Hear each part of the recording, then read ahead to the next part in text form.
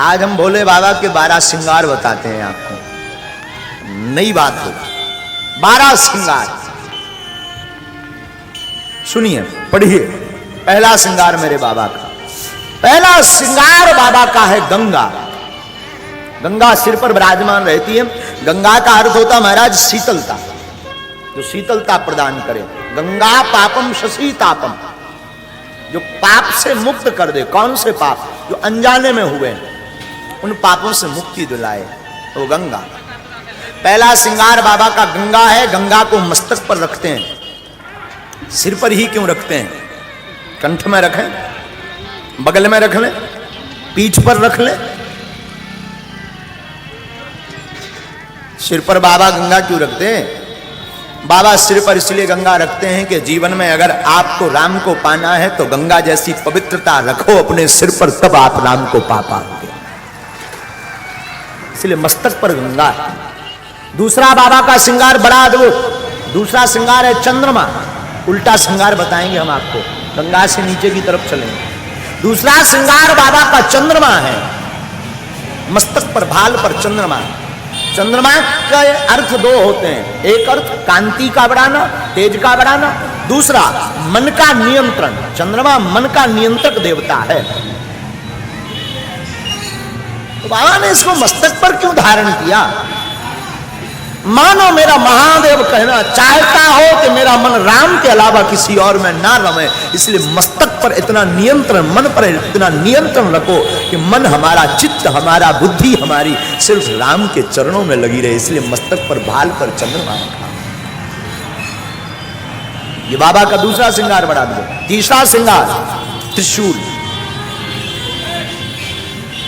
बाबा तीसरा श्रृंगार त्रिशूल का करते हैं। ये आपके श्रृंगार में से ही एक ये है।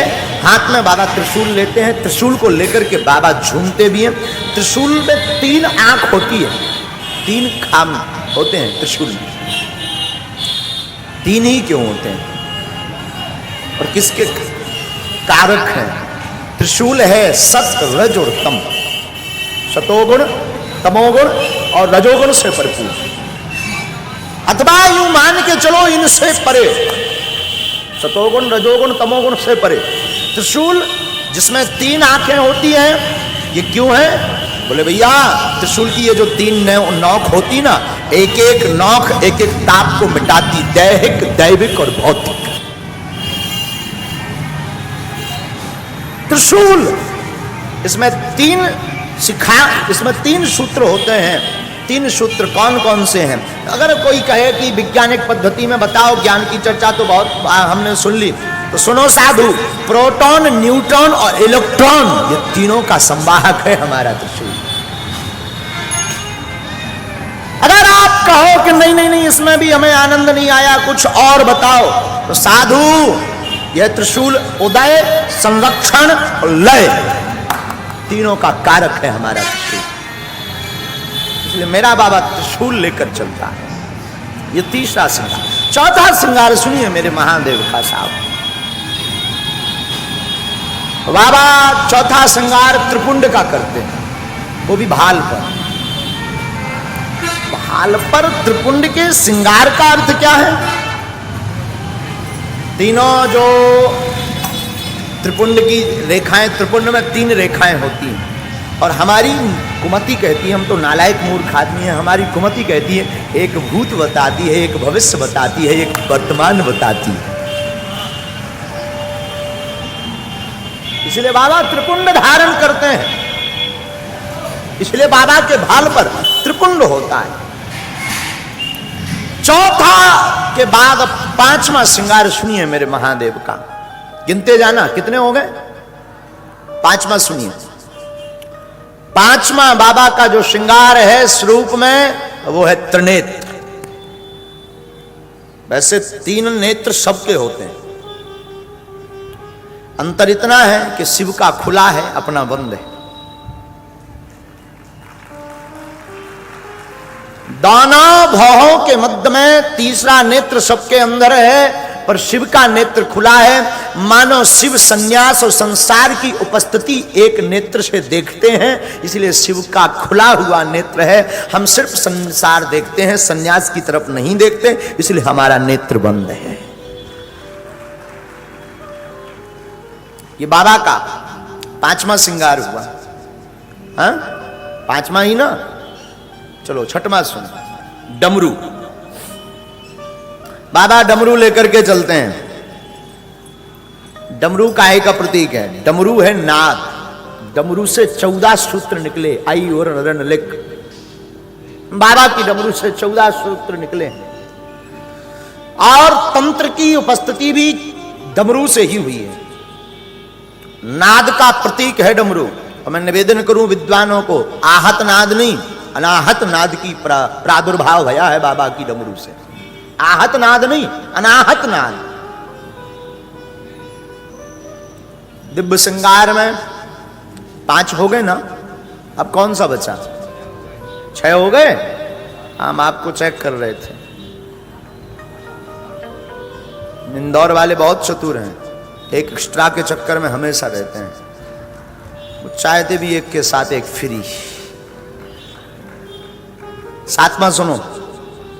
बाबा के श्रृंगार में अगर वाहन की चर्चा करें तो बाबा का वाहन है वृषभ। वृषभ यानी नंदी, बैल। वृषभ स्वरूप है धर्म का।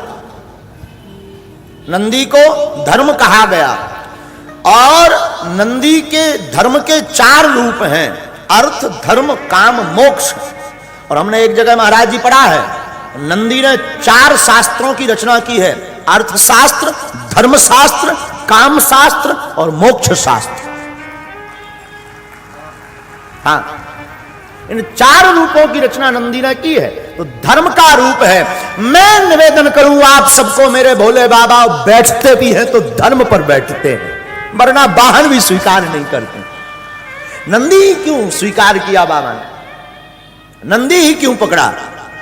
साधु मेरा विश्वनाथ अगर बैठता भी है तो धर्म पर बैठता है। मानो मेरा बाबा कहना चाहता हो, जहां धर्म नहीं है वहां मेरा आसन नहीं है, जहां धर्म है वहां ये शंकर बैठा। कितने श्रृंगार के रूप हो गए? 8वां बताना है ना। 8वां सुनो। बाबा के श्रृंगार में एक बार थोड़ा उल्टा चढ़ो। जटाएं, जटाएं, जटाएं हैं वायुमंडल। जटाएं हैं विचारों की एकता। जटा का एक अर्थ हमारे पूज्यपाद गुरुदेव कहा करते थे, साधु जिसने अपनी जटाएं एकत्रित कर ली, जिसने अपने केसों को बांध लिया, जिसने अपने विचारों को बांध लिया, वो शंकर बन गया।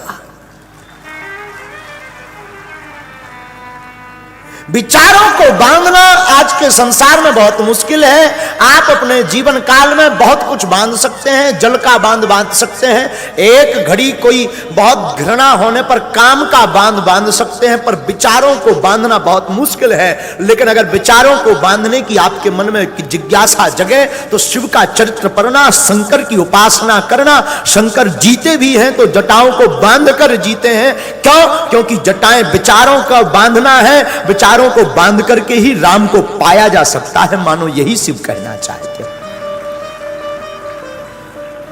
ये 8वां श्रृंगार। 8 हुआ ना, बोलो ना। 9वां सुनो। हमारे बाबा का 9वां श्रृंगार बहुत अद्भुत है, वो रुद्राक्ष है। बाबा के कंठ में आपको रुद्राक्ष देखने को मिलेगा। शिव के भक्त प्रायः रुद्राक्ष की माला पहने मिलेंगे, रुद्राक्ष की चर्चा करते मिलेंगे। पता है आपको रुद्राक्ष की उत्पत्ति कहां से हुई? बोलो ना।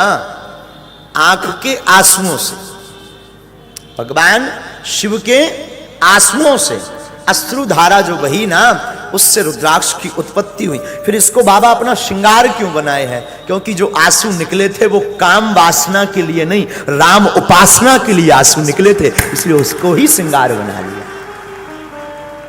वासना के लिए, संसार के लिए, पत्नी के लिए, पुत्र के लिए बहुत बड़ी उपलब्धि प्राप्त करने के चक्कर में आंसू गिरे तो वो साफ खारे होते हैं। पर राम उपासना में आंखें भरे, मोहब्बत में, प्रेम में राम को पाने के लिए आंखें भरे तो वो आंसू साहब आभूषण होते हैं, उनको पहन लेना चाहिए।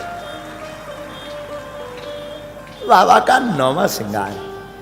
10वां श्रृंगार सुनो। बाबा को थोड़ा नीचे आते हैं तो बाबा यज्ञोपवीत में नाग धारण करते हैं। 10वें श्रृंगार में नाग क्यों ही धारण करते हैं? यज्ञोपवीत पहन लेते, कोई जड़ लगा लेते, नाग का ही यज्ञोपवीत क्यों? भाल में, कंठ में ही नाग क्यों? आखिर आपके जीवन में नाग की क्या आवश्यकता? मानो शिव कहना चाहते हो नाग का एक नाम है काल। लोग उसे काल कहते हैं, लोग उसे मृत्यु कहते हैं, लोग उसे बहुत खतरनाक कहते हैं। मानो शंकर कहना चाहते हो कि राम की उपासना में जब आप जीने लगेंगे काल आपके गले में बंध जाएगा, काल काट नहीं पाएगा, काल आपका आभूषण हो जाएगा।